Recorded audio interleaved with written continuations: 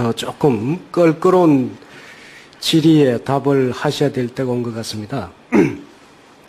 솔직하게 답변을 해주시고 잘못된 부분이 있다면 국민들 앞에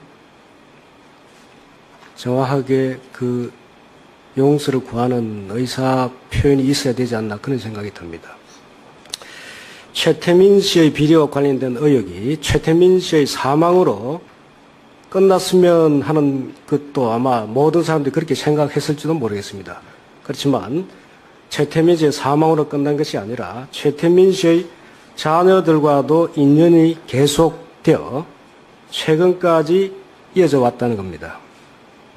그래서 지금도 후보께서는 결코 최태민 씨로부터 자유로울 수 없다는 그런 생각을 지울 수가 없습니다. 질의를 하겠습니다. 최태민 목사를 언제 처음으로 만났습니까? 어머니가 돌아가신 그 다음 해로 기억을 합니다. 그때 저가 이제 퍼스트레디 역할을 대신하면서 어머니 빈자리를 메우기 위해서 굉장히 바쁘게 보낼 때인데 많은 그 편지들이 왔습니다. 위로 편지도 오고 격려 편지도 오고 또 전화로도 왔습니다. 거기서 편지나 또 전화 중에 저를 좀 한번 만나서 어떤 위로를 하고 싶다든지 또 어떤 얘기를 전하고 싶다든지 이런 그 서신이나 전화가 온 적이 있습니다. 그럴 때 제가 봐서 그 내용이 상당히 마음에 와 닿고 저도 또 한번 만나서 얘기를 듣고 싶다 할 경우에는 제가 만났습니다. 그래서 그렇게 해서 만난 몇 분 중에 한 분입니다. 그렇습니다.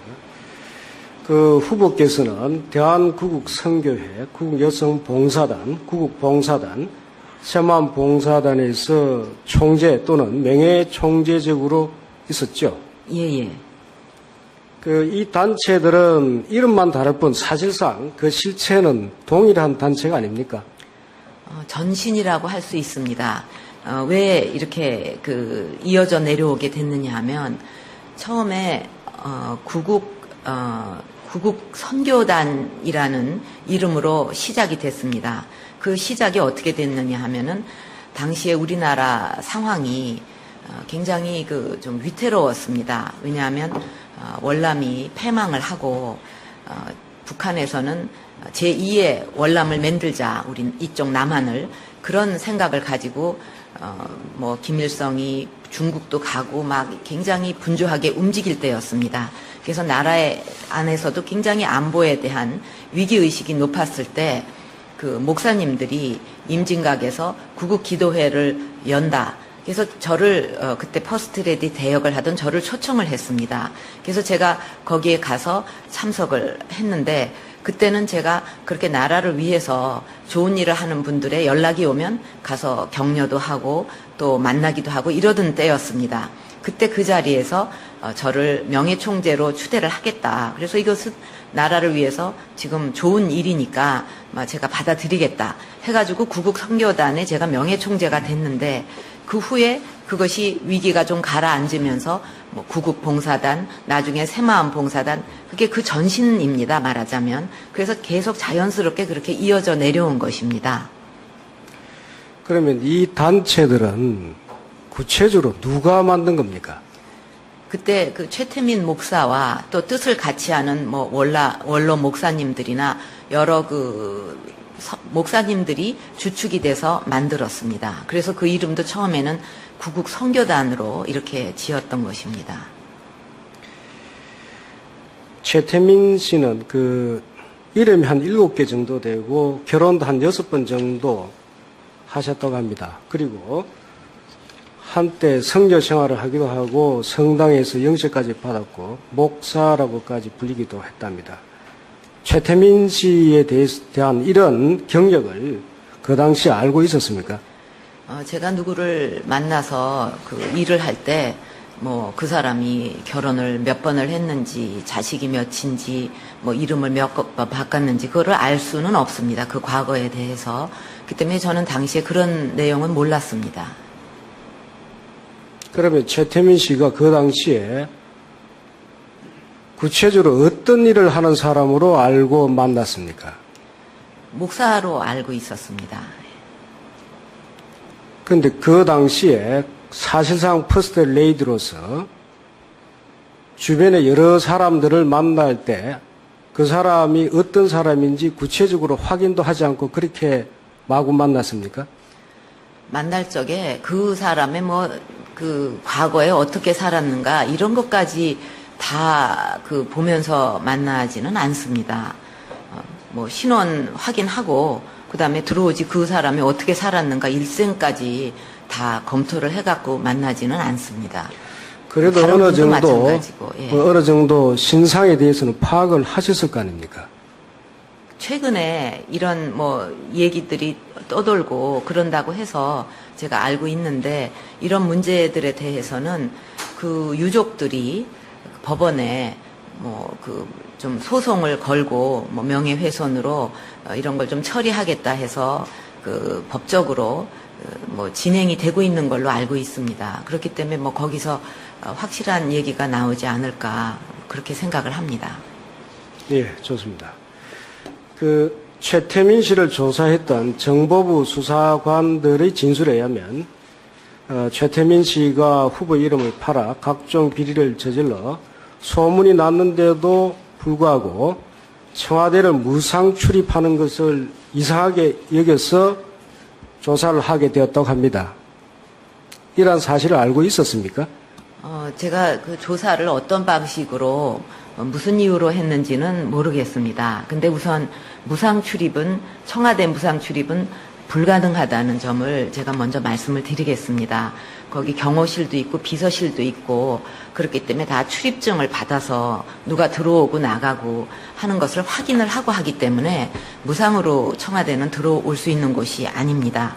그리고 각종 무슨 이런저런 비리가 있다는 문제에 대해서는 그 당시 김재규 중앙정보부장이 아버지한테 이런 비리가 있는 사람이 있다 하면서 보고를 올려서 그래서 아버지께서 직접 조사도 하시고 이렇게 된 걸로 저는 기억합니다.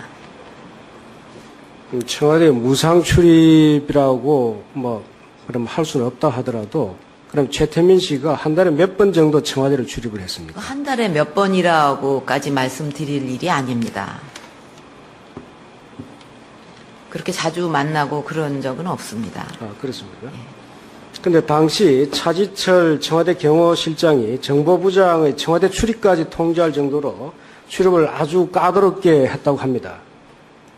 그래서 정보부에서 최태민 씨만큼은 이상하게 정보부장보다도 더 쉽게 청와대를 출입한다는 것을 알고 뒤를 조사를 하게 됐다는 겁니다. 그게 이유였다고 그러는 거는 지금 제가 처음 듣는 얘기입니다. 처음 들었습니까? 예. 저는 그때 어떻게 이해를 하고 있었느냐 하면 제가 퍼스트레디 대역을 하면서 굉장히 활발하게 활동을 많이 했습니다. 그래서 활동 범위가 넓어지다 보니까 전국적으로 많은 사람들을 만나게 되고 그렇게 해서 또 전국에 일어나는 일들에 대한 이야기들, 제보들 이런 거를 많이 듣게 되는데 그럴 때 제가 봐서 아버지께 필요한 것은 전부 건의도 드리고 또 어머니도 전에 그러셨습니다. 그래서 그런 세상에 돌아가는 얘기라든가 이런 것을 말씀을 드리고 그랬는데 그런 과정에서 뭔가 좀 이런 활동 범위가 넓어지는 것을 좀 견제해야 되겠다 하는 그런 움직임이 있었던 것으로 저는 그렇게 이해를 하고 있습니다. 네. 그 당시 정보부 조사에 의하면 최태민 씨는 공사를 수주를 할 수 있도록 해주겠다든지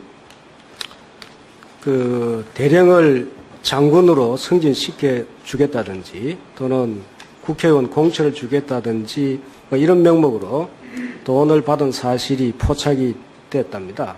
그리고 후보 이름을 팔아서 기업인들로부터 봉사단 입단비를 받는다든지 또는 후원금 명목으로 돈을 받아서 정상적인 회계 처리를 하지 않고 일부를 좀 부정하게 좀 빼돌렸다는 그런 혐의까지 포착을 했는데 그 비리 건수가 한 40여 건 정도 되었다고 합니다. 그 내용에 대해서 알고 있었습니까? 이 문제를 이제 중정부장이 아버지께 보고를 해서 아버지께서 중정부장과 또 그 관계자들을 다 청와대로 부르고 또 저도 부르시고 또 최태민 목사도 다 불러서 직접 조사를 하신 적이 있습니다.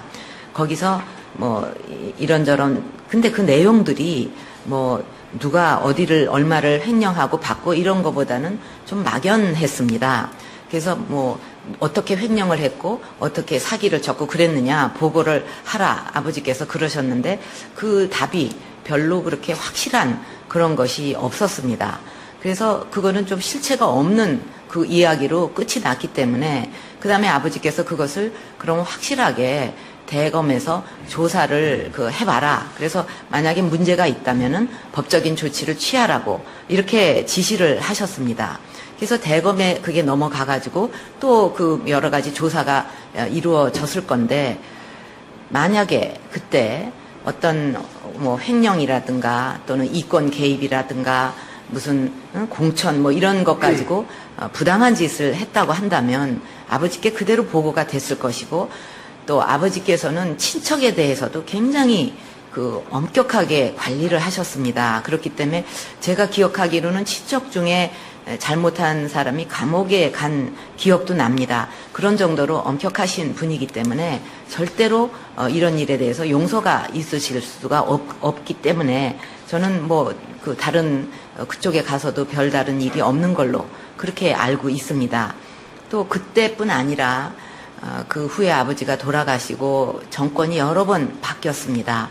근데 그때의 제가 살았던 상황들이 그 모든 정권 하에서 결코 저를 조금이라도 봐주거나 또 잘못된 것을 갖다가 뭐 덮어주거나 그럴 상황이 아니었습니다. 굉장한 매도의 기간도 있었고 그때는 아버지 뭐 저 또 제 주변 할 것 없이 모두가 엄청난 폭격을 맞듯이 그렇게 살았기 때문에 정권이 바뀌었을 때 만약에 그런 문제가 또 조사가 돼가지고 잘못이 있었다 하면 굉장히 세상이 시끄러웠을 겁니다. 근데 지금도 그런 문제들에 대해서 의혹은 이것저것 막 나오는데 어떤 실체 있는 것은 없기 때문에 저는 그게 실체가 있는 얘기들은 아니구나 이렇게 생각을 합니다. 또 뭐 지금이라도 이런 문제들에 대해서 사실 이런 확실한 증거가 있고 실체가 있다 한다면 그거는 마땅히 비난을 받아서 마땅한 일이라고 생각을 합니다. 뭐 제가 모르는 부분도 있을 수 있으니까요. 자, 후보께서는 최태민 씨에 대해서 구체적인 비리 혐의가 없었기 때문에 문제가 되지 않았다는 그런 취지로 답을 하신 것 같습니다. 그런데 우리 검정위에서 자체적으로 확인해 본 바에 의하면 처음에 최초에 정보부 조사팀에서는 최태민 씨를 구속하자고 건의를 했답니다. 그런데 정보부장이 그 봉사단 총재직에서 사퇴시키고 후보와 격리시키는 선에서 해결하자라고 이렇게 절충안을 만들어서 대통령께 보고를 드렸다고 합니다. 그리고 대통령께서 최태민 씨의 주장과 정보부의 보고 내용이 워낙 상충되기 때문에 검찰에다가 전면 재조사를 하라고 지시를 하셨습니다. 그런데 검찰에서 재조사를 해보니 정보부에서 확인됐던 비리보다도 더 많은 비리가 밝혀졌다고 알고 있습니다. 그런데 결국은 최태민 씨가 그 봉사단 총재직에서 물러나는 선에서 이것이 일단락됐습니다. 그런데도 최태민 씨에 대해서 비리 혐의가 확정이 안 됐다든지 또는 불확실하다든지 그렇게 말씀하실 수가 있습니까? 지금 이제 질문하신 내용을 듣고 제가 의아하게 생각하는 것은 아버지를 볼 때 아버지는 결코 그런 것을 용서하거나 용납하시거나 적당히 봐주시거나 이러는 분이 아니시기 때문에 그걸 들으시고서 그냥 적당히 덮어라 하실 분이 아니라는 게 분명하고요. 또 대검에서 뭐 더 엄청난 비리가 나와서 문제가 더 많아졌다 한다면 당연히 그 법적 조치를 취해야지 왜 그것을 덮습니까? 그거는 검찰이 직무를 제대로 처리하지 않은 게 되는데 그렇게 해야 될 이유가 저는 없다고 생각을 합니다. 또 아버지 시대는 또 그렇다 치더라도 그 후에 정권이 바뀌었을 때마다 뭐 세무조사, 무슨 국세청 조사, 검찰 조사 이런 게 있다고 저는 계속 들었습니다. 그래서 샅샅이 조사를 했는데 그때야말로 더 봐줄 수가 없는 상황인데 누가 저를 봐줄 때가 아닙니다. 오히려 우리 가족이나 아버지나 전부 매도를 당하는 시절이고 그때는 없던 얘기를 갖고도 막 이만하게 돼가지고 별 희한한 얘기가 다 돌아다니는 때인데 왜 저를 봐주겠습니까? 또 제 주변을 왜 봐주겠습니까? 그때 잘못한 일이 있으면 당연히 감옥소에 가든지 법적 조치를 받아야 되죠. 그거를 왜 안 했는가? 저는 그거를 의아하게 생각을 합니다. 근데 대통령께서나 또는 검찰이나 정보부에서 대통령의 따님과 관계됐던 사람의 비리에 대해서 조사를 해서 언론에 공개를 한다든지 그 사람을 구속을 한다든지 하면은 결국 그 여파가 대통령 따님께도 영향을 미치고 또 경우에 따라서는 대통령까지 그에 대해서 어떤 파장을 받게 되는데 그 점이 염려가 됐기 때문이 아니겠습니까? 저는 그렇게 생각 안 합니다. 오히려 그런 문제가 확실하게 있으면 단호하게 법적 조치를 취하고 또 형벌을 받아야 되면 받고 이렇게 끊어서 하는 것이 더 확실한 해결책이고 또 그런 일이 재발 안 되게 하는 방법이고 또 그것이 아버지의 평소에 하시던 방법인데 그렇게 안 했다는 게 저는 도저히 이해가 안 가는 부분입니다. 사실은요. 또 그 후의 정권은 또 뭐예요? 그 후의 정권은 아버지를 매도하던 시대였는데 오히려 그런 게 있으면 더 내세워 갖고 그때 이런 잘못이 있었고 퍼스트레디 대역을 하던 사람이 이런 사람한테 속아 갖고 이런 비리가 있었다. 더 크게 내놓을 상황이었는데 왜 그렇지 않았는가? 오히려 제가 좀 의아하게 생각이 되는 부분입니다. 그것이. 혹시 최태민 씨로부터 재정적 지원을 받은 적이 있습니까? 어떤 지원이요? 재정적인 지원 같은 거 재정적인 받은 적이, 지원. 그분은 저한테 재정적인 지원을 할 그런 형편이 아니죠. 예. 그런 거 받은 적이 없습니다. 제가 요청한 적도 없고. 그 후보께서는 최태민 씨와 관련된 말이 나오면은 지금까지 좀 지나치게 민감하게 어떤 반응을 보이신 것 같습니다. 일부 보도에 의하면은 최태민 씨와 관련된 의혹을 제기라도 하면은 처벌을 받을 짓이라든지 이런 식으로 조금 표현이 좀 과격한 그런 내용도 보도가 되고 했는데 실제로 이런 취지로 말씀을 하신 적은 있습니까? 예, 제가 어떤 인터뷰에서 이제 이 최태민 목사 얘기가 나왔는데 오늘 아침에도 그런 기사가 났다고 들었습니다. 가만 보면 이 형태 갖고 최태민 목사가 이런 비리가 있고 나쁜 사람이다 공격을 딱 해놓은 다음에 그 다음엔 저한테 딱 연결을 시켜가지고 이렇게 주변 사람이 나쁜 사람이니까 또 제가 뭘 잘못한 걸로 이런 식으로 꼭 그동안에 저를 공격을 했습니다. 근데 그런 것은 음해성 네거티브가 많은데 그 네거티브를 하다 나중에는 어떤 얘기까지 나왔냐 하면 정말 차마 입에도 담지 못할 얘기 애가 있다는 둥 이런 얘기까지 나왔습니다. 저는 정말 아무리 네거티브를 해도 이런 식으로 하는 것은 정말 이거 천벌받을 일 아닙니까? 솔직히 말해서. 그래서 제가 인터뷰 때 우리 옛말에 천벌을 받으려면 무슨 짓을 못하겠냐 하는 말이 있는데 어떻게 남을 음해하기 위해서 이런 얘기까지 지어내느냐 그래서 제가 그 얘기를 한 겁니다. 그리고 뭐 기왕 얘기가 났으니까 말씀을 드리면 그 뭐 애가 있다 하는 문제도 이건 참 심각한 얘기입니다. 아무리 네거티브래도 그래서 그 만약에 그 애가 누가 있다 하는 확실한 근거가 있다면은 그 애를 데리고 와도 좋습니다. 제가 DNA 검사도 다 해주겠어요. 근데 문제는 뭐냐 하면 멀쩡하게 사는 애를 어디가 있다 그래갖고 만약에 그 애를 지목을 해가지고 뭐 이게 누구의 자손이 아니니 어쩌니 하면 그 아이나 그 부모한테는 그게 얼마나 날벼락 같은 얘기입니까? 그거야말로 천륜을 끊는 일인데 아무리 남을 음해하기 위해서 지어내는 얘기라도 이렇게까지 한다는 것은 정말 있을 수 없는 일이다.